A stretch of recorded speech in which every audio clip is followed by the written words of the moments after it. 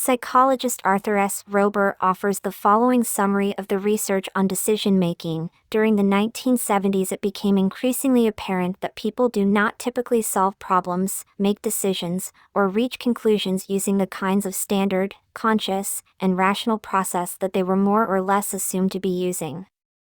To the contrary, people could best be described, in much of their decision-making, as being non-rational. When people were observed making choices and solving problems of interesting complexity, the rational and logical elements were often missing. Robert Zajonc takes this claim one step further. For most decisions, it is extremely difficult to demonstrate that there has actually been any prior thinking process whatsoever. It isn't that the decisions people make are irrational, it's that the process by which decisions are made are entirely unlike the step-by-step rational process that might be used to solve, say, a math problem. Decisions are typically made in the unconscious mind, by means of some unknown process. Indeed, according to Rober, people not only don't know how their decision-making process works, they don't know what information it takes as input.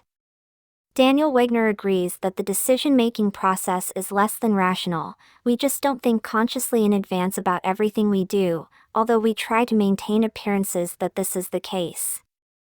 The vagueness of our intentions doesn't seem to bother us much though, as we typically go along doing things and learning only at the time or later what it is that we are doing. And, quite remarkably, we may then feel a sense of conscious will for actions we did not truly anticipate and even go on to insist that we had intended them all along.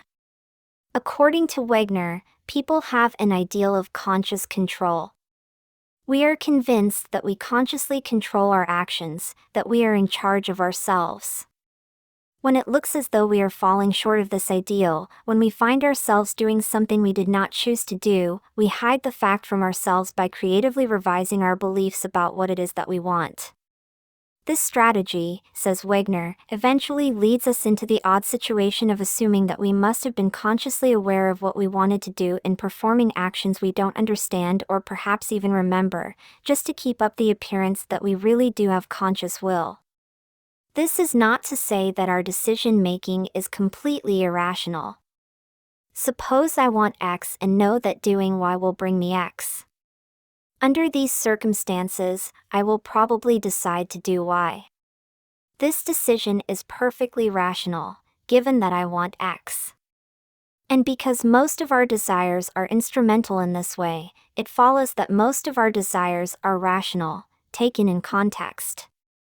It is this fact, as much as anything, that gives rise to the common perception that our desires are rational. But the desire that gives rise to instrumental desires might not itself be rational. In particular, my wanting X might not be rational. I might not have decided to want X. To the contrary, this desire might simply have come into my head.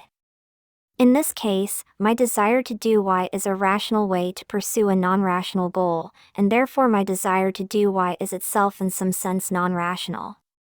Suppose, for example, that I like sushi, and to have some, I drive to a restaurant.